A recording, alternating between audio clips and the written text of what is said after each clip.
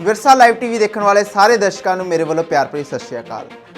ਅਕਾਲ ਤਖਤ ਸਾਹਿਬ ਜੋ ਕਿ ਸਿੱਖ ਕੌਮ ਦੀ ਸਿਰਮੌਰ ਸੰਸਥਾ ਹੈ, ਜਿੱਥੇ ਸਿੱਖ ਕੌਮ ਦੇ ਹਰ ਮਸਲੇ ਦੀ ਸੁਣਵਾਈ ਕੀਤੀ ਜਾਂਦੀ ਹੈ ਤੇ ਸਮੁੱਚੇ ਸਿੱਖ ਪੰਥ ਨੂੰ ਇਸ ਦਾ ਫੈਸਲਾ ਮੰਨਣਾ ਪੈਂਦਾ ਹੈ। ਅਕਾਲ ਤਖਤ ਸਾਹਿਬ ਦੇ ਜਥੇਦਾਰ ਗਿਆਨੀ ਹਰਪ੍ਰੀਤ ਸਿੰਘ ਜੀ ਨੇ ਇੱਕ ਸਮਾਗਮ ਦੌਰਾਨ ਸਿੱਖਾਂ ਲਈ ਵੱਖਰੇ ਕੌਮੀ ਘਰ ਦੀ ਮੰਗ ਕਰ ਦਿੱਤੀ ਹੈ। ਆਖਿਰ ਉਹਨਾਂ ਨੇ ਐਸਾ ਕਿਉਂ ਕਿਹਾ, ਜਾਣਨ ਲਈ ਤੁਸੀਂ ਵੀ ਦੇਖੋ ਇਹ ਵੀਡੀਓ। ਲੋਕ ਪਰਲੋਕ ਦੇ ਰਾਖੇ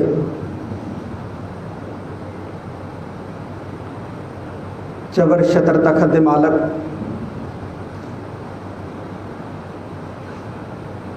ਧੰਨ ਧੰਨ ਸਾਹਿਬ ਸ੍ਰੀ ਗੁਰੂ ਗ੍ਰੰਥ ਸਾਹਿਬ ਸੱਚੇ ਪਾਤਸ਼ਾਹ ਜੀ ਦੀ ਪਾਵਨ ਪਵਿੱਤਰ ਹਜ਼ੂਰੀ 'ਚ ਜੁੜ ਬੈਠੀ ਸਾਧ ਸੰਗਤ ਜੀ, ਸਭ ਤੋਂ ਪਹਿਲਾਂ ਫਤਿਹ ਪ੍ਰਵਾਨ ਕਰੋ। ਵਾਹਿਗੁਰੂ ਜੀ ਕਾ ਖਾਲਸਾ, ਵਾਹਿਗੁਰੂ ਜੀ ਕੀ ਫਤਿਹ। ਅੱਜ ਅਸੀਂ ਸਿੱਖ ਪੰਥ ਦੇ ਮਹਾਨ ਅਸਥਾਨ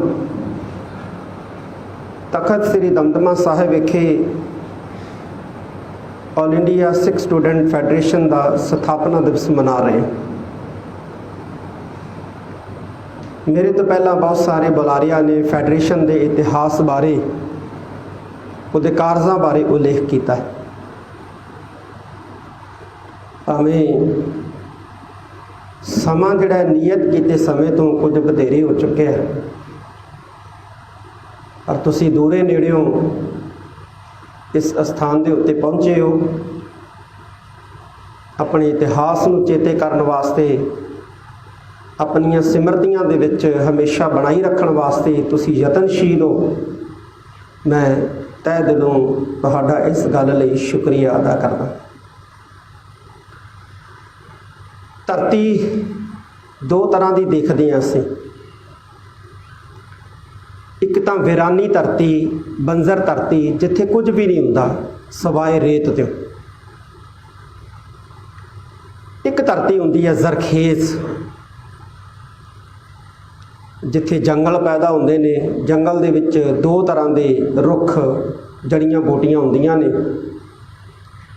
ਇੱਕ ਉਹ ਰੁੱਖ ਜਿਹੜੇ ਫਲ ਦਿੰਦੇ ਆ, ਲੱਕੜ ਦਿੰਦੇ ਆ, ਛਾਂ ਦਿੰਦੇ ਆ। ਉਹ ਬੂਟੀਆਂ ਜਿਹੜੀਆਂ ਸਰੀਰ ਨੂੰ ਤੰਦਰੁਸਤ ਰੱਖਣ ਦੇ ਲਈ ਦਵਾਈ ਦੇ ਤੌਰ ਤੇ ਵਰਤੀਆਂ ਜਾਂਦੀਆਂ। ਉਸੇ ਜੰਗਲ ਦੇ ਵਿੱਚ ਉਹ ਰੁੱਖ ਵੀ ਪੈਦਾ ਹੁੰਦੇ ਆ ਜਿਹੜੇ ਬੜੇ ਜ਼ਹਿਰੀਲੇ ਹੁੰਦੇ ਆ। ਜੜੀਆਂ ਬੂਟੀਆਂ ਬੜੀਆਂ ਜ਼ਹਿਰੀਲੀਆਂ ਹੁੰਦੀਆਂ। ਇਹ ਜਿਹੜਾ ਪੰਜਾਬ ਦਾ ਖਿੱਤਾ ਹੈ ਨਾ, ਇਹ ਜਿਹੜੀ ਧਰਤੀ ਹੈ, ਇਹ ਬੜੀ ਜ਼ਰਖੇਜ਼ ਧਰਤੀ ਹੈ, ਬੜੀ ਜ਼ਰਖੇਜ਼। ਇੱਥੇ ਕਿਸੇ ਵੀ ਸੋਚ ਦਾ ਬੀਜ ਡਿੱਗ ਪਏ ਬੜੀ ਛੇਤੀ ਪੁੰਗਰਦਾ ਹੈ। ਇੱਥੇ ਐਸੀਆਂ ਸੋਚਾਂ ਵੀ ਪੈਦਾ ਹੋਈਆਂ ਜਿਨ੍ਹਾਂ ਨੇ ਇਨਕਲਾਬ ਲਿਆਂਦਾ, ਤੇ ਐਸੀਆਂ ਸੋਚਾਂ ਵੀ ਪੈਦਾ ਹੋਈਆਂ ਜਿਨ੍ਹਾਂ ਨੇ ਘਰ ਘਰ ਦੇ ਵਿੱਚ ਸੱਥਰ ਵਿਛਾਏ।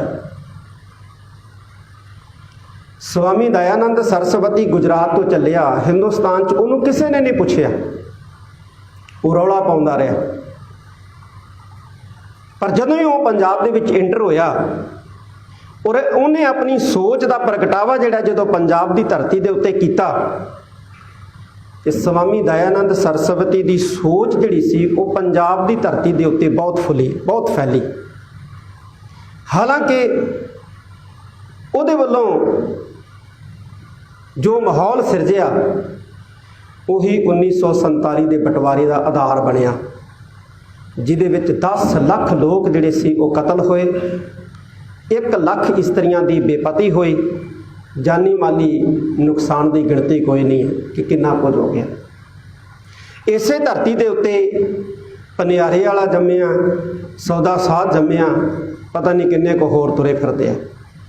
ਤੇ ਇਸੇ ਧਰਤੀ ਦੇ ਉੱਤੇ ਅਕਾਲੀ ਲਹਿਰ ਪੈਦਾ ਹੋਈ, ਸਿੰਘ ਸਭਾ ਲਹਿਰ ਪੈਦਾ ਹੋਈ, ਗੁਰਦੁਆਰਾ ਸੁਧਾਰ ਲਹਿਰ ਪੈਦਾ ਹੋਈ, ਹੋਰ ਪਤਾ ਨਹੀਂ ਕਿੰਨੀਆਂ ਕੁ ਇਨਕਲਾਬੀ ਲਹਿਰਾਂ ਪੈਦਾ ਹੋਈਆਂ, ਜਿਨ੍ਹਾਂ ਨੇ ਮਨੁੱਖ ਨੂੰ ਚੇਤਨ ਕੀਤਾ, ਮਨੁੱਖ ਨੂੰ ਉੱਚਾ ਚੁੱਕਣ ਦੇ ਵਿੱਚ ਆਪਣਾ ਯੋਗਦਾਨ ਪਾਇਆ। ਲਹਿਰਾਂ ਜਿਹੜੀਆਂ ਹੁੰਦੀਆਂ ਨੇ ਸਮੁੰਦਰ ਦੇ ਵਿੱਚ ਪੈਦਾ ਹੁੰਦੀਆਂ, ਸਮੇਂ ਤੇ ਖਤਮ ਹੋ ਜਾਂਦੀਆਂ। ਸਿੱਖ ਧਰਮ ਜਿਹੜਾ ਇਸ ਧਰਤੀ ਦੇ ਉੱਤੇ ਮੌਲਿਆ, ਵਧਿਆ, ਫਲਿਆ, ਫੁੱਲਿਆ, ਇਹ ਲਹਿਰ ਨਹੀਂ ਹੈ ਖਤਮ ਹੋਣ ਵਾਲੀ। ਇਹ ਹਮੇਸ਼ਾ ਜੁਗਾਂ ਜੁਗਾਂ ਤੱਕ ਰਹਿਣ ਵਾਲਾ ਸਿਧਾਂਤ, ਰਹਿਣ ਵਾਲੀ ਪਰੰਪਰਾ, ਰਹਿਣ ਵਾਲੀ ਮਰਿਆਦਾ ਹੈ। ਅੱਜ ਅਸੀਂ ਦੇਖਦੇ ਹਾਂ ਸਾਡੀ ਨੌਜਵਾਨ ਪੀੜ੍ਹੀ ਫੈਡਰੇਸ਼ਨ ਜਿਹੜੀ ਹੈ ਕਿਸੇ ਸਮੇਂ ਕੀ ਕਾਰਜ ਕਰਦੀ ਸੀ, ਜਿਵੇਂ ਸਰਦਾਰ ਹਰਿੰਦਰ ਸਿੰਘ ਜੀ ਖਾਲਸਾ ਦੱਸ ਕੇ ਗਏ ਨੇ ਕਿ ਸਿੱਖ ਨੌਜਵਾਨਾਂ ਨੂੰ ਜਥੇਬੰਦ ਕਰਦੀ ਸੀ। ਉਹਨਾਂ ਨੌਜਵਾਨਾਂ ਨੂੰ ਜਥੇਬੰਦ ਕਰਕੇ ਧਾਰਮਿਕ ਇਤਿਹਾਸਕ ਤੌਰ ਦੇ ਉੱਤੇ ਬਹੁਤ ਗਿਆਨਮਈ ਬਣਾਉਂਦੀ ਸੀ, ਪ੍ਰਪੱਕ ਬਣਾਉਂਦੀ ਸੀ। ਤੇ ਫਿਰ ਉਹ ਨੌਜਵਾਨ ਜਿਵੇਂ ਇੱਕ ਦੀਵਾ ਅਗਾਂਹ ਦੂਸਰੇ ਦੀਵੇ ਨੂੰ ਜਗਾਉਂਦਾ ਹੈ, ਇਉਂ ਅਗਾਂਹ ਦੀ ਗਾਂ ਉਹ ਸੋਚ ਦਾ ਪ੍ਰਚਾਰ ਜਿਹੜਾ ਹੈ ਉਹ ਕਰਦੇ ਜਾਂਦੇ ਸੀ। ਪ੍ਰਚਾਰ ਪ੍ਰਸਾਰ ਜਿਹੜਾ ਹੈ ਉਸ ਸੋਚ ਦਾ ਹੁੰਦਾ ਜਾਂਦਾ ਸੀ। ਅੱਜ ਦਾ ਜਿਹੜਾ ਨੌਜਵਾਨ ਹੈ ਉਹ ਨਿਰਉਤਸ਼ਾਹਿਤ ਹੋ ਗਿਆ। ਸੋਸ਼ਲ ਮੀਡੀਆ ਦੇ ਉੱਤੇ ਪ੍ਰਚਾਰੀਆਂ ਜਾ ਰਹੀਆਂ ਝੂਠੀਆਂ ਸੱਚੀਆਂ ਗੱਲਾਂ ਨੇ ਸਾਡੇ ਨੌਜਵਾਨ ਦੇ ਮਨ ਨੂੰ ਵਿਚਲਿਤ ਕਰ ਦਿੱਤਾ ਹੈ, ਉਹਨੂੰ ਬੌਧਿਕ ਤੌਰ ਦੇ ਉੱਤੇ ਕੰਗਾਲ ਬਣਾ ਦਿੱਤਾ ਹੈ ਸਾਡੇ ਨੌਜਵਾਨ ਨੂੰ ਸੋਸ਼ਲ ਮੀਡੀਆ ਦੇ ਉੱਤੇ। ਹੁਣ ਸੋਸ਼ਲ ਮੀਡੀਆ ਦੇ ਉੱਤੇ ਤਾਂ ਸਿੱਖ ਵਿਰੋਧੀ ਪਤਾ ਨਹੀਂ ਕਿੰਨੇ ਕੁ ਲੋਕ ਜਿਹੜੇ ਨੇ ਇੱਕ ਸਾਜ਼ਿਸ਼ ਅਧੀਨ ਬੈਠੇ ਨੇ, ਜਿਨ੍ਹਾਂ ਨੂੰ ਪੈਸੇ ਮਿਲ ਰਹੇ ਨੇ ਕਿ ਤੁਸੀਂ ਉਹ ਕੰਟੈਂਟ ਘੜ ਕੇ ਸੋਸ਼ਲ ਮੀਡੀਆ ਤੇ ਸੁੱਟਣਾ ਹੈ ਜਿਹੜਾ ਸਿੱਖ ਸਿਧਾਂਤਾਂ ਦੇ ਖਿਲਾਫ ਜਾਂਦਾ ਹੋਵੇ, ਸਿੱਖ ਪਰੰਪਰਾਵਾਂ ਦੇ ਖਿਲਾਫ ਜਾਂਦਾ ਹੋਵੇ, ਜਿਹੜਾ ਸਿੱਖ ਸੰਸਥਾਵਾਂ ਲਈ ਮਾਰੂ ਹੋਵੇ, ਜਿਹੜਾ ਸਿੱਖ ਸ਼ਖਸੀਅਤਾਂ ਦਾ ਚਰਿੱਤਰ ਹਰਨ ਕਰਨ ਵਾਲਾ ਹੋਵੇ। ਉਹ ਕੰਟੈਂਟ ਸਿੱਖ ਵਿਰੋਧੀ ਏਜੰਸੀਆਂ ਦੇ ਪੇਡ ਦਲਾਲ ਜਿਹੜੇ ਆ ਘੜਦੇ ਆ, ਸੋਸ਼ਲ ਮੀਡੀਆ ਤੇ ਸੁੱਟਦੇ ਆ। ਤੇ ਫਿਰ ਕਈ ਸਾਡੇ ਜਿਹੜੇ ਨੌਜਵਾਨ ਜਾਣਬੁੱਝ ਕੇ ਨਹੀਂ, ਅਣਜਾਣਪੁਣੇ ਦੇ ਵਿੱਚ ਹੀ, ਨਾ ਸਮਝੀ ਦੇ ਕਾਰਨ ਹੀ ਉਹਨੂੰ ਅਗਾਂਹ ਤੋਂ ਅਗਾਂਹ ਸ਼ੇਅਰ ਕਰਦੇ ਤੁਰੇ ਜਾਂਦੇ। ਜਿੰਨਾ ਅੱਜ ਅਸੀਂ ਫੀਡ ਲੈ ਰਹੇ ਆ ਨਾ, ਚਾਹੇ ਉਹ ਸਿਧਾਂਤਾਂ ਪ੍ਰਤੀ, ਚਾਹੇ ਉਹ ਇਤਿਹਾਸ ਪ੍ਰਤੀ, ਚਾਹੇ ਉਹ ਮਰਿਆਦਾ ਪ੍ਰਤੀ, ਚਾਹੇ ਉਹ ਪਰੰਪਰਾਵਾਂ ਪ੍ਰਤੀ, ਅਸੀਂ ਸਾਰੀ ਫੀਡ ਜਿਹੜੀ ਹੈ ਉਹ ਸੋਸ਼ਲ ਮੀਡੀਆ ਤੋਂ ਲੈ ਰਹੇ ਹਾਂ। ਤੇ ਬਹੁਤੀ ਫੀਡ ਜਿਹੜੀ ਹੈ ਉਹ ਸਿੱਖ ਵਿਰੋਧੀਆਂ ਵੱਲੋਂ ਦਿੱਤੀ ਜਾ ਰਹੀ ਹੈ। ਇਹ ਚਿੰਤਾ ਦਾ ਵਿਸ਼ਾ ਹੈ। ਇਸੇ ਕਾਰਨ ਸਾਡੀ ਨੌਜਵਾਨ ਜਿਹੜੀ ਪੀੜ੍ਹੀ ਹੈ ਉਹ ਉਸਾਰੂ ਯੋਗਦਾਨ ਹੀ ਨਹੀਂ ਜਿਹੜਾ ਉਹ ਪਾ ਰਹੀ, ਨਾ ਧਰਮ ਨੂੰ ਪ੍ਰਫੁੱਲਤ ਕਰਨ ਦੇ ਲਈ ਔਰ ਨਾ ਪੋਲੀਟੀਕਲ ਤੌਰ ਦੇ ਉੱਤੇ ਪ੍ਰਫੁੱਲਤ ਕਰਨ ਦੇ ਲਈ। ਉਹ ਨਿਰਾਸ਼ ਹੋ ਗਈ ਹੈ। ਇੱਕ ਹੌੜ ਲੱਗ ਗਈ ਕਿ ਬਾਹਰ ਚਲੋ, ਬਾਹਰ ਤੁਰੇ ਜਾ ਰਹੇ। ਔਰ ਉਸ ਨੌਜਵਾਨੀ ਦੀ ਸੋਚ ਨੂੰ ਬਦਲਣ ਦੀ ਬਹੁਤ ਵੱਡੀ ਜ਼ਰੂਰਤ ਹੈ। ਔਰ ਫੈਡਰੇਸ਼ਨ ਜਿਹੜੀ ਹੈ ਸਿੱਖ ਸਟੂਡੈਂਟ ਫੈਡਰੇਸ਼ਨ ਇਹਦੇ ਲਈ ਆਪਣਾ ਅਹਿਮ ਯੋਗਦਾਨ ਅਦਾ ਕਰ ਸਕਦੀ ਹੈ। ਇਹ ਦੁਨੀਆ ਦਾ ਇਤਿਹਾਸ ਪੜ੍ਹ ਲਓ, ਵੱਡੀਆਂ ਸਿਆਸੀ ਪਾਰਟੀਆਂ ਮੁਲਕ ਚਲਾਉਂਦੀਆਂ ਔਰ ਉਹਨਾਂ 'ਚ ਮਤਭੇਦ ਵੀ ਪੈਦਾ ਹੁੰਦੇ ਹੈ। ਇੱਕ ਸਮਾਂ ਐਸਾ ਵੀ ਆਉਂਦਾ ਹੈ ਜਦੋਂ ਉਹ ਸਿਆਸੀ ਪਾਰਟੀਆਂ ਜਿਹੜੀਆਂ ਦੋ ਫਾੜ ਹੋ ਜਾਂਦੀਆਂ। ਕਾਂਗਰਸ ਵੀ ਇੱਕ ਸਮੇਂ ਦੋ ਫਾੜ ਹੋ ਗਈ ਸੀ। ਪਰ ਮੈਨੂੰ ਲੱਗਦਾ ਹੈ ਕਿ ਦੁਨੀਆ ਦੇ ਇਤਿਹਾਸ ਦੇ ਵਿੱਚ, ਰਾਜਨੀਤਿਕ ਇਤਿਹਾਸ ਦੇ ਵਿੱਚ ਸਿੱਖਾਂ ਦੀ ਉਹ ਰਾਜਨੀਤਿਕ ਪਾਰਟੀ ਹੈ ਜਿਹੜੀ 2, 3, 4 ਨਹੀਂ ਬਲਕਿ ਐਸੇ ਸਮੇਂ ਵੀ ਆਏ ਜਦੋਂ 10-10 ਧੜਿਆਂ ਦੇ ਵਿੱਚ ਵੰਡੀ ਗਈ। ਦੀ ਕਮਾਲ ਦੀ ਗੱਲ। ਇਹ ਹੋਇਆ ਕਦੋਂ ਹੈ? ਜ਼ਿਆਦਾਤਰ 84 ਤੋਂ ਬਾਅਦ, 1947 ਤੋਂ ਬਾਅਦ ਥੋੜਾ 84 ਤੋਂ ਬਾਅਦ ਬਹੁਤ ਜ਼ਿਆਦਾ ਅਸੀਂ ਵੰਡੇ ਗਏ। ਨਦੀ ਦਾ ਪ੍ਰਵਾਹ ਹੁੰਦਾ ਨਾ, ਜੇ ਉਸ ਪ੍ਰਵਾਹ ਨੂੰ 5-6 ਭਾਗਾਂ ਦੇ ਵਿੱਚ ਵੰਡ ਦਈਏ ਤੇ ਪਾਣੀ ਦਾ ਜਿਹੜਾ ਵੇਗ ਹੈ, ਸਪੀਡ ਹੈ, ਉਹ ਘਟ ਜਾਂਦੀ ਹੈ। ਤੇ ਜਦੋਂ ਪਾਣੀ ਵਗਣ ਦੀ ਸਪੀਡ ਘਟ ਜਾਂਦੀ ਹੈ ਤੇ ਫਿਰ ਉਹਦੇ ਰਾਹ ਦੇ ਵਿੱਚ ਛੋਟੇ-ਮੋਟੇ ਜਿਹੜੀ ਰੋੜੇ ਆਉਂਦੇ ਨੇ, ਰੁਕਾਵਟਾਂ ਆਉਂਦੀਆਂ, ਉਹਨੂੰ ਉਹ ਦੂਰ ਨਹੀਂ ਕਰ ਸਕਦੀ, ਉਹਨੂੰ ਅੱਗੇ ਨਹੀਂ ਲਿਜਾ ਸਕਦੀ, ਬਲਕਿ ਉਹ ਉਸ ਵਗਦੇ ਪਾਣੀ ਨੂੰ ਥੰਮਣ ਦੇ ਵਿੱਚ ਅੜਿੱਕਾ ਬਣਦੇ ਰਹਿੰਦੇ ਆ। ਉਸ ਪਾਣੀ ਨੂੰ ਹੋਰ ਧਾਰਾਵਾਂ ਦੇ ਵਿੱਚ ਵੰਡਣ ਦੇ ਲਈ ਆਪਣਾ ਯੋਗਦਾਨ ਪਾਉਂਦੇ ਰਹਿੰਦੇ ਆ। ਪਰ ਜਦੋਂ 5, 7, 10 ਧਾਰਾਵਾਂ ਜਿਹੜੀਆਂ ਨੇ ਇੱਕ ਜਗ੍ਹਾ ਦੇ ਉੱਤੇ ਜਾ ਕੇ ਇਕੱਠੀਆਂ ਹੋ ਜਾਣ ਤੇ ਪਾਣੀ ਦੀ ਸਪੀਡ ਬਣ ਜਾਂਦੀ ਹੈ, ਪਾਣੀ ਦਾ ਵੇਗ ਬਣ ਜਾਂਦਾ ਹੈ। ਤੇ ਜਦੋਂ ਪਾਣੀ ਦੀ ਸਪੀਡ ਬਣ ਜਾਂਦੀ ਹੈ, ਪਾਣੀ ਦਾ ਵੇਗ ਬਣ ਜਾਂਦਾ ਹੈ ਤੇ ਫਿਰ ਹਰ ਛੋਟੀ-ਮੋਟੀ ਰੁਕਾਵਟ ਨੂੰ ਉਹ ਵਹਾ ਕੇ ਆਪਣੇ ਨਾਲ ਹੀ ਲੈ ਜਾਂਦਾ ਹੈ। 84 ਤੋਂ ਬਾਅਦ ਸਿੱਖਾਂ ਦੀਆਂ ਕਈ ਧਾਰਾਵਾਂ ਜਿਹੜੀਆਂ ਬਣ ਗਈਆਂ, ਜਾਂ ਸਿੱਖ ਸ਼ਕਤੀ ਨੂੰ ਕਈ ਧਾਰਾਵਾਂ ਦੇ ਵਿੱਚ ਵੰਡ ਦਿੱਤਾ। ਵੰਡਿਆ ਕੀ ਨੇ? ਉਹਨਾਂ ਲੋਕਾਂ ਨੇ ਜਿਹੜੇ ਲੋਕ ਇਹ ਸੋਚਣ ਲੱਗ ਪਏ ਕਿ ਹਿੰਦੁਸਤਾਨ ਦੀ ਅਖੰਡਤਾ ਨੂੰ ਜੇ ਖਤਰਾ ਹੈ ਤੇ ਸਿੱਖਾਂ ਤੋਂ ਹੀ ਹੈ। ਹਾਲਾਂਕਿ ਸਿੱਖਾਂ ਨੇ ਕਦੇ ਇਹ ਸੋਚਿਆ ਨਹੀਂ ਸੀ ਕਿ ਅਸੀਂ ਹਿੰਦੁਸਤਾਨ ਦੇ ਟੁਕੜੇ ਕਰਨੇ। 1947 ਦੇ ਵਿੱਚ ਅਸੀਂ ਤਾਂ ਇਸ ਭਾਰਤ ਦੇ ਵਿੱਚ ਰਹਿਣ ਦੇ ਲਈ ਜਿਹੜਾ ਹੈ ਉਹ ਹਾਮੀ ਭਰਤੀ ਸੀ। ਅਸੀਂ ਤਾਂ ਹਾਮੀ ਭਰ ਦਿੱਤੀ ਸੀ ਇਸ ਉਮੀਦ ਨਾਲ ਕਿ ਸਾਨੂੰ ਇੱਥੇ ਸਨਮਾਨਜਨਕ ਜਿਹੜਾ ਹੈ ਉਹ ਰਹਿਣ ਦੇ ਲਈ ਮਾਹੌਲ ਮਿਲੇਗਾ। ਸਾਡੇ ਧਰਮ ਗ੍ਰੰਥ ਸੁਰੱਖਿਅਤ ਹੋਣਗੇ, ਸਾਡੀ ਭਾਸ਼ਾ ਸੁਰੱਖਿਅਤ ਹੋਵੇਗੀ, ਸਾਡੇ ਅਕੀਦੇ ਸੁਰੱਖਿਅਤ ਹੋਣਗੇ, ਸਾਡੇ ਵਿਸ਼ਵਾਸ ਸੁਰੱਖਿਅਤ ਹੋਣਗੇ। ਨਾ ਸਾਡੇ ਧਰਮ ਗ੍ਰੰਥ ਸੁਰੱਖਿਅਤ ਰਹੇ, ਨਾ ਸਾਡੇ ਅਕੀਦੇ ਸੁਰੱਖਿਅਤ ਰਹੇ, ਨਾ ਸਾਡੀਆਂ ਮਰਿਆਦਾਵਾਂ ਪਰੰਪਰਾਵਾਂ ਸੁਰੱਖਿਅਤ ਰਹੀਆਂ ਔਰ ਨਾ ਅਸੀਂ ਸੁਰੱਖਿਅਤ ਰਹੇ। ਤੇ ਜਦੋਂ ਸਾਡਾ ਸਾਰਾ ਕੁਝ ਹੀ ਜਿਹੜਾ ਹੈ ਉਹ ਖਤਰੇ 'ਚ ਪੈ ਗਿਆ ਤੇ ਫਿਰ ਸੁਭਾਵਿਕ ਹੀ ਹੈ ਸਾਡੇ ਮੂੰਹ ਦੇ ਵਿੱਚੋਂ ਫਿਰ ਇਹ ਆਵਾਜ਼ ਨਿਕਲਣੀ ਸ਼ੁਰੂ ਹੋਈ ਕਿ ਸਾਨੂੰ ਇੱਕ ਵੱਖਰਾ ਕੌਮੀ ਘਰ ਚਾਹੀਦਾ ਭਾਈ। ਅਸੀਂ ਮਜਬੂਰੀ 'ਚ ਫਿਰ ਇਹ ਗੱਲ ਕਹੀ ਕਿ ਸਾਨੂੰ ਇੱਕ ਵੱਖਰਾ ਕੌਮੀ ਘਰ ਚਾਹੀਦਾ ਭਾਈ। ਤੇ ਸਾਡੀ ਇਸ ਆਵਾਜ਼ ਨੂੰ ਵੀ ਜਿਹੜਾ ਸੀ ਹਿੰਦੁਸਤਾਨ ਦੇ ਅੰਦਰ ਇਸ ਢੰਗ ਦੇ ਨਾਲ ਪੇਸ਼ ਕੀਤਾ ਗਿਆ ਕਿ ਸਾਨੂੰ ਮੁਜਰਮ ਵਾਂਗੂ ਜਿਹੜਾ ਹੈ ਉਹ ਸਮਝਿਆ ਜਾਣ ਲੱਗ ਪਿਆ। ਮੁਜਰਮਾਂ ਵਾਂਗੂ ਸਮਝਿਆ ਜਾਣ ਲੱਗ ਪਿਆ। ਬਹੁਤ ਵੱਡੇ ਮੁਜਰਮ ਹੁੰਦੇ ਆ ਅਸੀਂ। ਕਿਤੇ ਸਾਨੂੰ ਅੱਤਵਾਦੀ ਕਿਹਾ, ਕਿਤੇ ਸਾਨੂੰ ਵੱਖਵਾਦੀ ਕਿਹਾ। ਇਹ ਕਮਾਲ ਦੀ ਗੱਲ। ਅਸੀਂ ਕੀ ਚਾਹੁੰਦੇ ਹਾਂ? ਸਿੱਖ ਇੱਕ ਵੱਖਰੀ ਕੌਮ ਹੈ, ਵੱਖਰਾ ਨੇਸ਼ਨ ਹੈ। ਕੀ ਚਾਹੁੰਦੇ ਹਾਂ? ਅਸੀਂ ਚਾਹੁੰਦੇ ਹਾਂ ਕਿ ਸਾਡਾ ਧਰਮ ਸੁਰੱਖਿਅਤ ਰਹੇ, ਸਾਡੇ ਧਰਮ ਸਥਾਨ ਸੁਰੱਖਿਅਤ ਰਹਿਣ, ਸਾਡਾ ਧਰਮ ਸੁਰੱਖਿਅਤ ਰਵੇ, ਸਾਡੇ ਧਰਮ ਅਸਥਾਨ ਸੁਰੱਖਿਅਤ ਰਹਿਣ, ਸਾਡੀਆਂ ਪਰੰਪਰਾਵਾਂ ਮਰਿਆਦਾਵਾਂ ਸੁਰੱਖਿਅਤ ਰਹਿਣ। ਅੱਜ ਉਹ ਵੀ ਲੀਰ ਕਰ ਦਿੱਤੀਆਂ। ਸਿੱਖ ਦਿਸਣ ਵਾਲੇ ਲੋਕਾਂ ਵੱਲੋਂ ਉਹ ਵੀ ਲੀਰ ਕੀਤੀਆਂ ਜਾ ਰਹੀਆਂ ਨੇ। ਦੇਖਦੇ ਹੋ ਤੁਸੀਂ, ਕੋਈ ਮਰਿਆਦਾ ਰਹਿਣ ਦਿੱਤੀ ਸਾਡੀ? ਉਹ ਕਿਹੜਾ ਇਤਿਹਾਸ ਦਾ ਅੰਸ਼ ਹੈ ਜਿਹਦੇ ਉੱਤੇ ਕਿੰਤੂ ਨਹੀਂ ਕੀਤਾ ਜਾ ਰਿਹਾ, ਜਿਹਦੇ ਉੱਤੇ ਕਿੰਤੂ ਨਹੀਂ ਕੀਤਾ ਜਾ ਰਿਹਾ? ਇਹ ਮਾਹੌਲ ਕ੍ਰੀਏਟ ਕਰ ਦਿੱਤਾ ਗਿਆ, ਮਾਹੌਲ ਜਿਹੜਾ ਹੈ ਐਸਾ ਬਣਾ ਦਿੱਤਾ ਗਿਆ। ਜਿਵੇਂ ਭਾਈ ਕਸ਼ਮੀਰ ਸਿੰਘ ਜੀ ਬੋਲ ਕੇ ਗਏ ਕਿ ਸਿੱਖਾਂ ਪਾਸ ਇੱਕ ਐਸਾ ਮਹਾਨ ਤਖਤ ਸ੍ਰੀ ਅਕਾਲ ਤਖਤ ਸਾਹਿਬ ਹੈ ਜਿਹੜਾ ਗਲਤ ਗੱਲ ਕਰਨ ਵਾਲਿਆਂ ਦੀ ਜਵਾਬਦੇਹੀ ਜਿਹੜਾ ਉਹ ਕਰਦਾ ਹੈ। ਤੇ ਅਸੀਂ ਕੀ ਕੀਤਾ?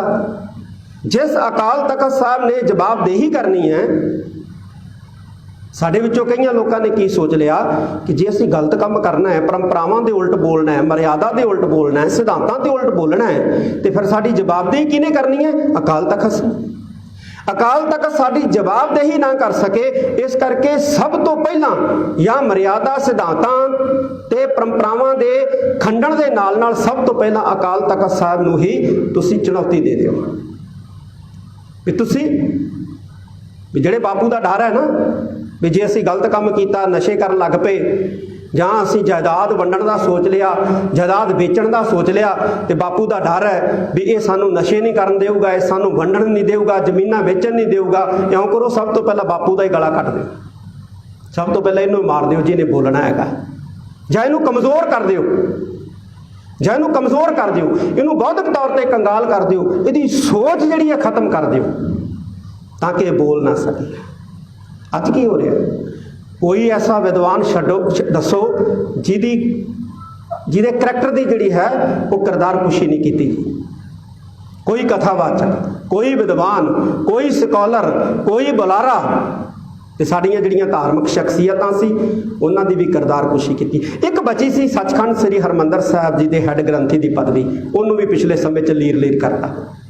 ਦੇਖਿਆ ਹੀ ਅਸੀਂ, ਇੱਕ ਬਚੀ ਸੀ ਸ੍ਰੀ ਹਰਿਮੰਦਰ ਸਾਹਿਬ ਜੀ ਦੇ ਹੈੱਡ ਗ੍ਰੰਥੀ ਦੀ ਪਦਵੀ, ਉਹਨੂੰ ਵੀ ਜਿਹੜਾ ਹੈ ਗਲੀਆਂ ਬਾਜ਼ਾਰਾਂ ਦੇ ਵਿੱਚ ਪੰਡਵਾਇਆ ਸੀ। ਕੌਣ ਜ਼ਿੰਮੇਵਾਰ ਹੈ? ਜੇ ਵਿਰੋਧੀ ਜ਼ਿੰਮੇਵਾਰ ਹੈ, ਅਸੀਂ ਖੁਦ ਵੀ ਜ਼ਿੰਮੇਵਾਰ ਹਾਂ। ਜਿਵੇਂ ਕਸ਼ਮੀਰ ਸਿੰਘ ਜੀ ਨੇ ਦੱਸਿਆ ਨਾ ਕਿ ਸੰਸਥਾਵਾਂ ਨੂੰ ਕਮਜ਼ੋਰ ਬਾਹਰ ਬੈਠੇ ਵਿਅਕਤੀਆਂ ਵੱਲੋਂ ਵੀ ਕੀਤਾ ਜਾ ਰਿਹਾ ਤੇ ਅੰਦਰ ਬੈਠੇ ਵਿਅਕਤੀਆਂ ਵੱਲੋਂ ਵੀ ਕੀਤਾ ਜਾ ਰਿਹਾ। ਪਤਾ ਨਹੀਂ ਕਿੰਨੇ ਬਣੇ ਸ਼੍ਰੋਮਣੀ ਗੁਰਦੁਆਰਾ ਪ੍ਰਬੰਧਕ ਕਮੇਟੀ ਦੇ ਵਿੱਚ ਬੈਠੇ, ਜਿਹੜੇ ਤਨਖਾਹਾਂ ਸ਼੍ਰੋਮਣੀ ਗੁਰਦੁਆਰਾ ਪ੍ਰਬੰਧਕ ਕਮੇਟੀ ਦੀਆਂ ਲੈਂਦੇ ਨੇ, ਤੇ ਇੱਥੇ ਸੰਸਥਾਵਾਂ ਦੀਆਂ ਅੰਦਰਲੀਆਂ ਕਮੀਆਂ ਜਿਹੜੀਆਂ ਨੇ ਉਹ ਜਾ ਕੇ ਬਾਹਰ ਦੱਸਦੇ ਨੇ। ਕੋਈ ਪੱਤਰਕਾਰਾਂ ਨੂੰ ਦੱਸਦਾ ਹੈ, ਕੋਈ ਏਜੰਸੀਆਂ ਦੇ ਕਰਿੰਦਿਆਂ ਨੂੰ ਦੱਸਦਾ ਹੈ ਕਿ ਆਹ ਹੋ ਰਿਹਾ ਸਾਡੇ ਪਰਿਵਾਰ 'ਚ, ਆਹ ਹੋ ਰਿਹਾ ਸਾਡੀ ਸੰਸਥਾ 'ਚ। ਉਹ ਉੱਚ ਅਧਿਕਾਰੀਆਂ ਨੂੰ ਜਾਂ ਅਹੁਦੇਦਾਰਾਂ ਨੂੰ ਨਹੀਂ ਦੱਸ ਰਹੇ, ਉਹ ਬਾਹਰ ਦੱਸ ਰਹੇ ਨੇ। ਲਓ ਮੈਂ ਤੁਹਾਨੂੰ ਖਬਰ ਦਿੰਦਾ ਇੱਕ, ਆਹ ਚੀਜ਼ ਹੋ ਗਈ ਆ।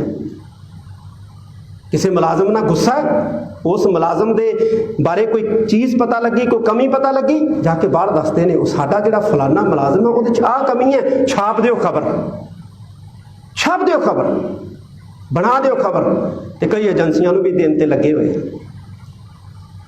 ਕੀੜੇ ਲੱਗੇ ਹੋਏ ਨੇ ਜਿਹੜੇ ਖਾ ਰਹੇ ਨੇ, ਤੇ ਬਾਹਰੋਂ ਵੀ ਲੱਗੇ ਹੋਏ ਆ, ਬਾਹਰੋਂ ਵੀ ਨਿਸ਼ਾਨੇਬਾਜ਼ੀ ਜਿਹੜੀ ਆ ਉਹ ਕਰਨ ਲੱਗੇ ਹੋਏ ਆ। करवा कौन रहे? देखो, एक समय सिखां दीयां 12 मिसलां सी, 12 ਦੇ ਵਿੱਚ मतभेद भी सी, और 12 मिसलां आप बनाईयां सी सिखां ने, अपने आप नहीं सी बणीਆਂ। अज तो धड़े अपने आप बनते हैं ना, मेरी आ गल नहीं मनी मैं वखरा धड़ा बना लिया, मेरी आ गल नहीं मनी मैं वखरा धड़ा बना लिया। पर उस वेले सिखां ने अपनी ताकत नूं होर वधाउण दे लई 12 डिविजनां दे विच अपने आप नूं वंड लिया। फिर अगे चल के उन्हां 12 मिसलां दे विचकार इलाकिਆਂ ਨੂੰ ਲੈ ਕੇ, सिद्धांतां ਨੂੰ ਲੈ के नहीं, ना सिद्धांतां ਨੂੰ ਲੈ के, ना मर्यादा ਨੂੰ ਲੈ के, इलाकिਆਂ ਨੂੰ ਲੈ के छोटे मोटे मतभेद भी पैदा होए। पर कित्थे सुलझदे? श्री अकाल तख्त साहब ते जाके किसी भी मिसल ने अपना कोई वखरा जथेदार स्थापित नहीं किया, ना वखरा तख्त स्थापित करने का यत्न किया।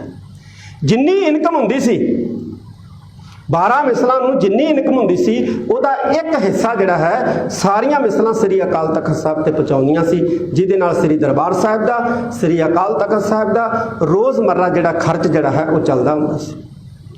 उहदा एक मतलब सी, जिहड़ा हिस्सा पहुँचाउंदियां सी उहदा एक मतलब सी। एक मतलब तो यह सी कि श्री अकाल तख्त साहब का, श्री हरमंदर साहब का रोज़मर्रा का खर्च चलता रहे। दूजा ये मतलब होंदा सी कि साडी इस केंद्री संस्था के नाल सांझ रहे। दूजा ये मकसद होंदा सी कि साडी इस केंद्री संस्था के नाल हरमंदर साहब जी के नाल, श्री अकाल तख्त साहब जी के नाल सांझ रहे। और सांझ स्थापित करने वास्ते किते भी तुरे फिरदे सिख और अपना बनता हिस्सा उत्थे पहुँचाया करते सी। ये साडा सिस्टम सी। अज असीं उस सिस्टम नूं भी विसार चुके हैं। गरेवाल साहब ने गल की अकाली फूला सिंह जी। अकाली फूला सिंह जी की शख्सियत के बराबर मेरी हस्ती तो उन्होंने दे पैर दे 9 जिन्नी भी नहीं है। मेरी हस्ती जिहड़ी है उन्होंने दे पैर दे 9 जिन्नी भी नहीं है। बहुत वड्डी हस्ती सी, बलवान हस्ती सी, पर उन्होंने बलवान हस्ती, उन्होंने वड्डी हस्ती किसने बनाया सी? माहौल ने। माहौल की सी? सिखां दा अपना, सब तो वड्डी गल कि सिखां दा अपना उस वक्त खुद मुख्तियार स्वतंत्र राज से। अज नहीं है, अज नहीं है। तो दूसरा, सिख स्टेट की सब तो सुपीरियर फौज, जिवें अजकल आप देखते हैं ना हिंदुस्तान का एक कमांडो जत्था होंदा है, दस्ता होंदा है, जिथे भी किते आफत आउंदी है तो उस स्पैशल फोर्स नूं जिहड़ा है उत्थे भेजिया जांदा है। तो उस वक्त सिख राज का सब तो सुपीरियर दस्ता जिहड़ा सी फौज का, उहदी अगवाई जिहड़ी है वो जथेदार अकाली फूला सिंह दे कोल हुंदी सी। जिथे खालसा राज की फौज जिहड़ी हथ खड़े कर दिंदी सी, उत्थे फिर सिंह साहब जथेदार अकाली फूला सिंह जी नूं सिख स्टेट कहंदी सी कि ओ मुहम्मद साडे तो सर नहीं होई, जथेदार जी तुसीं हुण किरपा करके साडा सहयोग दिओ। मुल्तान की जित तो बाद महाराजा रणजीत सिंह ने कहा सी कि अकाली फूला सिंह सिख राज का पहरेदार है। क्यों? क्योंकि मुल्तान का किला बहुत औखा सी सर करना। जदों स्टेट दीयां फौजां जवाब दे गईयां तो फिर अकाल तख्त साहब दीयां फौजां ने जिहड़ा सी वो किला सर कीता सी। एडी वड्डी ताकत सी। ते अज की जे उस जिन्नी ताकत अज हुंदी ते टैलीविजनां दे उत्ते चढ़ के बह के माइकां दे सामने खड़ो के श्री अकाल तख्त साहब नूं, श्री हरमंदर साहब नूं, साडियां धार्मिक शख्सियतां नूं भंडण दी गुस्ताखी करदे लोग। असीं कमेटियां बना बना पड़तालां करदे नहीं। असीं कमेटियां बना बना पड़तालां नहीं सी करनियां, उन्हां नूं गड्डियां दे मगर बन के घड़ीस के अकाल तख्त साहब ते लियाउणा सी। जे उस वक्त साडी ताकत हुंदी उस वेले करके है नहीं। अज ताकत साडे कोल ते ताकत किहने बनना है? नौजवानों ने ताकत बनना है, तुसीं सारिਆਂ ने ताकत बनना है। मैं सरदार हरिंदर सिंह खालसा जी की इस गल दे नाल बिल्कुल सहमत हाँ कि नौजवान इकट्ठे हो। फैडरेशन यतन किया सी, गरेवाल साहब ने हामी भरी सी। असी सोचा भी चलो कोई गल नहीं, आपां सारी जिन्ने धड़े ने फैडरेशन दे सारिਆਂ ने मान रखिया, श्री अकाल तख्त साहब का मान रखिया मेरा। सारे धड़िया ने कहा कि तुसी साडे समागम दे विच आओ। तो मैं उन्होंने कहा कि चंगा होवे कि आपां इकट्ठी तक श्री दमदमा साहब समागम कर लीए, इकट्ठी फैडरेशन की गल कर लांगे, इकट्ठे प्रशादा छक लांगे, इकट्ठे बह जाएंगे, इकट्ठे गलबात कर लांगे। ਹੋ ਸਕਦਾ ਭਵਿੱਖ ਦੇ ਵਿੱਚ ਅਸੀਂ ਇਕੱਠੇ ਹੀ ਹੋ ਜਾਈਏ, ਹਾਲਾਂਕਿ ਸੰਭਾਵਨਾ ਮੁਸ਼ਕਲ ਲੱਗਦੀ ਹੈ ਕਿਉਂਕਿ ਸਟੇਟਾਂ ਵੀ ਨਹੀਂ ਚਾਹੁੰਦੀਆਂ ਕਿ ਸਿੱਖ ਤੁਹਾਡੇ ਇਕੱਠੇ ਹੋਣ, ਸਿੱਖ ਪੋਲੀਟੀਕਲ ਪਾਰਟੀਆਂ ਇਕੱਠੀਆਂ ਹੋਣ, ਨਹੀਂ ਚਾਹੁੰਦੀਆਂ।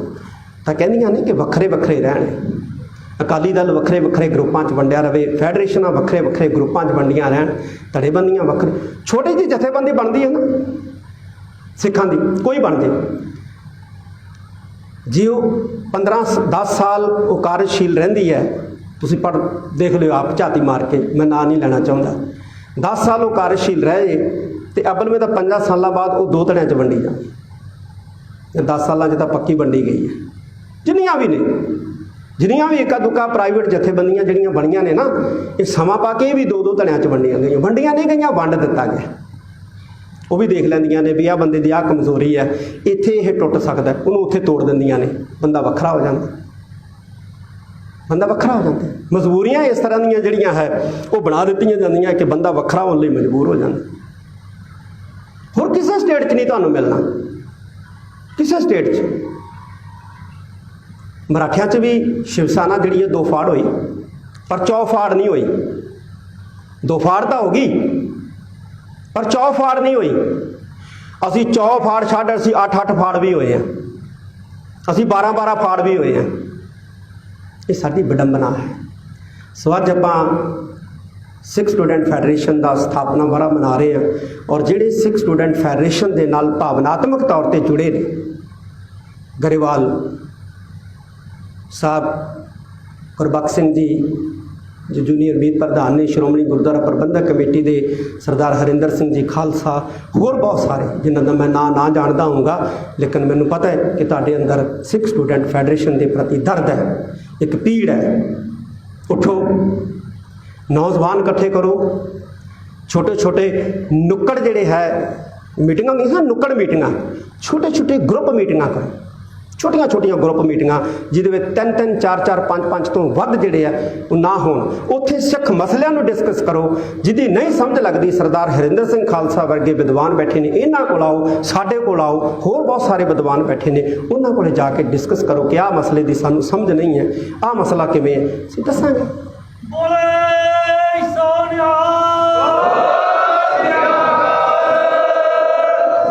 ਅੱਜ ਭਰਮ ਫੈਲਾਇਆ ਜਾ ਰਿਹਾ ਹੈ, ਜਿਵੇਂ ਮਹਾਰਾਜਾ ਰਣਜੀਤ ਸਿੰਘ ਦੀ ਮੌਤ ਤੋਂ ਬਾਅਦ ਸਿੱਖਾਂ ਦੇ ਅੰਦਰ ਬੇਵਿਸ਼ਵਾਸੀ ਦਾ ਮਾਹੌਲ ਬਣਾ ਦਿੱਤਾ ਸੀ ਨਾ, ਵੀ ਇੱਕ ਦੂਸਰੇ ਤੇ ਭਰੋਸਾ ਹੀ ਨਹੀਂ ਕਰਨਾ, ਔਰ ਇੱਕ ਦੂਸਰੇ ਤੇ ਭਰੋਸਾ ਹੀ ਨਹੀਂ ਕੀਤਾ, ਬੇਵਿਸ਼ਵਾਸੀ ਪੈਦਾ ਕਰਤੀ, ਇੱਕ ਦੂਸਰੇ ਨੂੰ ਕਤਲ ਕਰ ਦਿੱਤਾ। ਅੱਜ ਉਸ ਕਿਸਮ ਦੀ ਬੇਵਿਸ਼ਵਾਸੀ ਜਿਹੜੀ ਹੈ ਉਹ ਪੈਦਾ ਕਰ ਦਿੱਤੀ ਗਈ ਹੈ, ਬੇਭਰੋਸਗੀ ਜਿਹੜੀ ਹੈ ਉਹ ਪੈਦਾ ਕਰ ਦਿੱਤੀ ਗਈ ਹੈ। ਭਰਮ ਫੈਲਾਇਆ ਜਾ ਰਿਹਾ ਹੈ। ਭਰਮ ਕੀ ਹੁੰਦਾ ਹੈ? ਭਗਤ ਰਵਿਦਾਸ ਜੀ ਦੀ ਆਪਾਂ ਪੰਕਤੀ ਪੜ੍ਹਦੇ ਹਾਂ ਨਾ, ਮਾਧਵੇ ਕਿਆ ਕਹੀ ਹੈ ਭਰਮ ਐਸਾ, ਜੈਸਾ ਮਾਨੀਆਂ ਹੋਏ ਨਾ ਤੈਸਾ। ਮਸਲਾ ਹੁੰਦਾ ਕੁਝ ਹੋਰ ਹੈ, ਲੇਕਿਨ ਬਣਾ ਕੇ ਕੁਝ ਹੋਰ ਪੇਸ਼ ਕੀਤਾ ਜਾਂਦਾ, ਇਹ ਭਰਮ ਹੈ, ਇਹ ਭਰਮ ਫੈਲਾਇਆ ਜਾ ਰਿਹਾ। ਤੇ ਸਾਨੂੰ ਦੱਸਦਾ ਵੀ ਸਾਡੇ ਸਿੱਖ ਭਰਮ ਫੈਲਾ ਰਹੇ ਨੇ, ਕਿਉਂਕਿ ਉਹਨਾਂ ਦੇ ਦਸਤਾਰਾਂ ਸਜਾਈਆਂ ਨੇ, ਉਹਨਾਂ ਦੇ ਹੱਥ 'ਚ ਤਲਵਾਰਾਂ ਸ੍ਰੀ ਸਾਹਿਬਾਂ ਫਗੜੀਆਂ ਨੇ, ਸਾਡੇ ਸਿੱਖ ਭਰਮ ਫੈਲਾ ਰਹੇ। ਨਹੀਂ, ਉਹਨਾਂ ਨੂੰ ਵੀ ਨਹੀਂ ਪਤਾ ਕਿ ਅਸੀਂ ਕਿਸੇ ਦੀ ਸਾਜ਼ਿਸ਼ ਦਾ ਮੋਹਰਾ ਬਣ ਰਹੇ, ਉਹਨਾਂ ਨੂੰ ਵੀ ਨਹੀਂ ਪਤਾ ਕਿ ਅਸੀਂ ਕਿਸੇ ਦੀ ਸਾਜ਼ਿਸ਼ ਦਾ ਮੋਹਰਾ ਬਣ ਰਹੇ ਹਾਂ। ਪਤਾ ਹੀ ਨਹੀਂ ਉਹਨਾਂ ਨੂੰ, ਪਤਾ ਹੀ ਨਹੀਂ ਲੱਗਦਾ ਕਿ ਅਸੀਂ ਵਰਤੇ ਜਾ ਰਹੇ ਹਾਂ, ਵਰਤੇ ਜਾ ਰਹੇ ਹੁੰਦੇ ਆ, ਲੇਕਿਨ ਇਲਮ ਹੀ ਨਹੀਂ ਲੱਗਦਾ। ਇਸ ਢੰਗ ਦੇ ਨਾਲ, ਇਸ ਟੈਕਨੀਕ ਦੇ ਨਾਲ ਵਰਤਿਆ ਜਾਂਦਾ ਹੈ ਕਿ ਜਿਹੜਾ ਵਰਤਿਆ ਜਾ ਰਿਹਾ ਬੰਦਾ, ਉਹਨੂੰ ਖੁਦ ਨੂੰ ਨਹੀਂ ਪਤਾ ਕਿ ਮੈਂ ਵਰਤਿਆ ਜਾ ਰਿਹਾ। ਸਾਵਧਾਨ ਹੋਵੋ, ਸੁਚੇਤ ਹੋਵੋ। ਮੈਂ ਬਹੁਤ ਧੰਨਵਾਦ ਕਰਦਾ ਸਾਰਿਆਂ ਦਾ ਹੀ।